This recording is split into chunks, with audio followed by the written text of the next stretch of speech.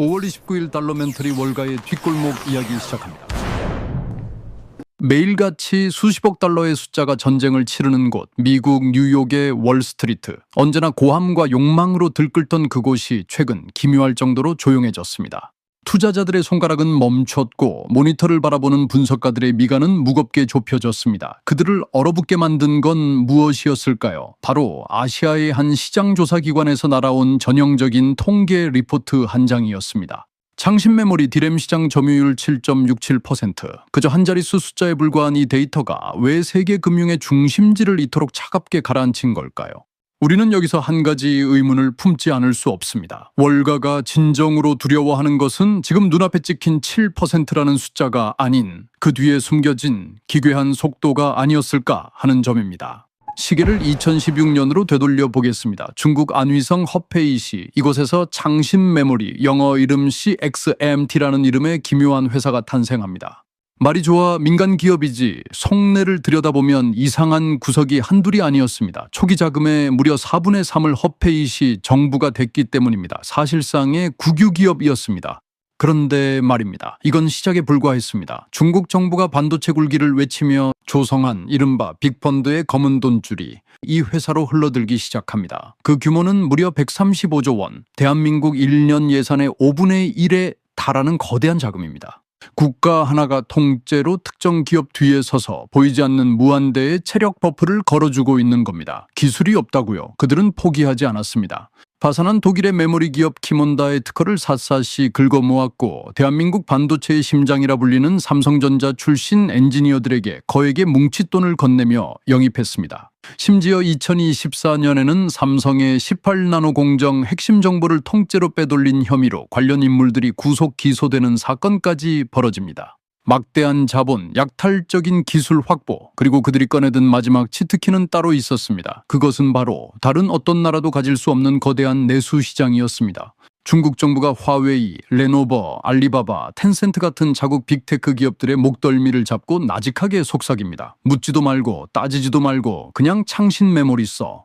시장의 논리도 품질의 우위도 필요 없었습니다. 정부의 말 한마디에 거대한 소비 시장이 강제로 만들어진 겁니다. 처음엔 기술이 떨어져서 불량이 나도 상관없었습니다. 사줄 사람이 정해져 있으니까요.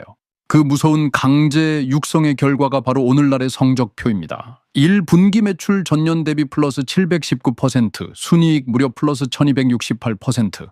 남들이 반도체 겨울이니 뭐니 하며 피를 흘릴 때 그들은 자국 시장이라는 안전가옥 안에서 조용히 돈을 쓸어 담고 있었습니다. 그리고 이제 그 막대한 자금을 바탕으로 삼성과 SK하이닉스가 장악하고 있는 철옹성 HBM, 즉 고대역폭 메모리 시장의 문을 두드리기 시작한 겁니다. 중국판 나스닥이라는 과창판에 상장하며 6조 5천억 원의 실탄까지 추가로 장전한 채 말입니다.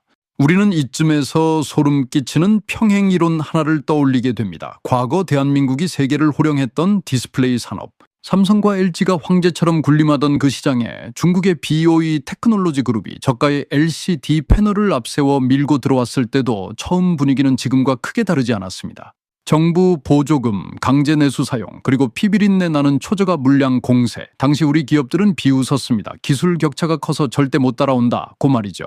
하지만 지금은 어떻습니까? 대한민국 디스플레이의 영광은 어디로 사라졌습니까? 월가가 지금 소스라치게 놀라는 이유가 바로 여기에 있습니다. 설마 메모리에서도 그 잔혹사가 반복되는 것은 아닐까? 만약 과거처럼 메모리 가격이 폭락하는 피도 눈물도 없는 치킨 게임이 다시 시작된다면 어떻게 될까요?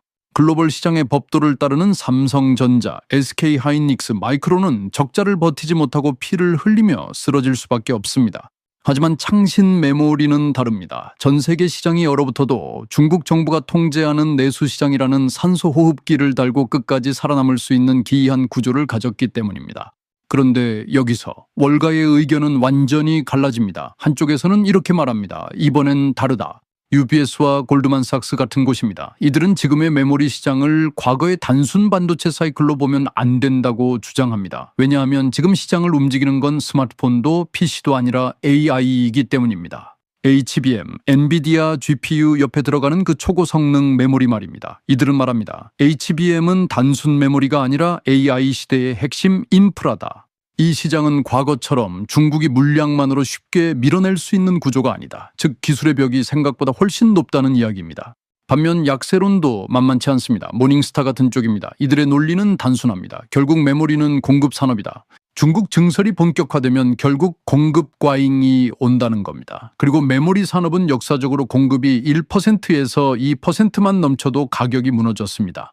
이 사람들은 지금 AI 열풍이 닷컴 버블처럼 과열되고 있다고 보고 있습니다. 물론 AI는 진짜일 수 있습니다. 하지만 주가는 너무 멀리 가고 있다는 겁니다. 지금 벌어지고 있는 일은 단순한 반도체 기업들의 경쟁이 아닙니다. AI 시대의 석유를 누가 생산하게 될 것인가? 그리고 중국은 얼마나 빠르게 따라붙을 것인가? 지금 월가는 바로 그 질문 앞에 서 있습니다. 1980년대 한국은 일본 메모리를 밀어냈습니다. 그리고 세계 정상에 올라섰습니다. 그런데 40년이 지난 지금 파이낸셜 타임스는 우리에게 아주 섬뜩한 질문 하나를 던지고 있습니다. 과거 한국이 일본을 밀어냈던 그 방식이 이제 한국의 목덜미를 겨누고 있는 건 아닐까?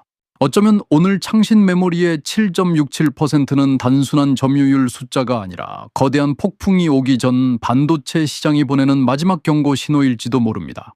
대한민국 반도체의 두 거인 삼성전자 그리고 SK하이닉스, 과연 이들은 다가오는 AI 메모리 전쟁에서 살아남을 수 있을까요? 경제를 읽어주는 남자 한자루였습니다.